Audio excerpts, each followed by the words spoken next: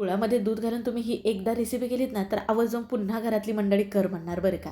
आता ही कशी करायची सांगू का? आता इथं चाळणीमध्ये ना 1 कप इतकं गव्हाचं पीठ, अर्धा चमच बेकिंग पावडर, पाव चमच बेकिंग सोडा, थोडंसं मीठ, 3 चमचे दूध पावडर घालून सर्व चाळून घेतलं. तर दुसऱ्या एका भांड्यामध्ये पाऊण कप गूळ, पाऊण कप दूध घेऊन ना दुधामध्ये गूळ हा विरघळून घेतला.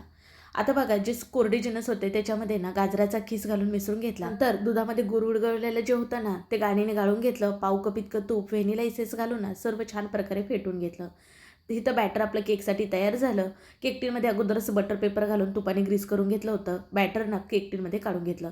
हे पातेलं ना अगोदरच 10 मिनिटं मी गरम करायला ठेवलं होतं. मध्यभागी ना हे केक टीन ठेवून ना झाकण ठेवून एक 20 मिनिटानंतर वरून ड्रायफ्रूट थोडेसे घालून पुन्हा झाकण ठेवून 30 मिनिटं बारीक गॅसवरती हा केक बेक करून घेतला. मध्यभागी सुरी घालून बघितली, क्लीन आली म्हणजे हा केक आपला तयार झाला आहे समजायचा. तुम्हाला जरी डिटेलमध्ये हा व्हिडिओ हवा असेल तर माझ्या फोटोच्या खाली ॲरो दिसतो बघा, तिथं क्लिक करून पाहू शकता. एक नंबर केक झालाय बघा.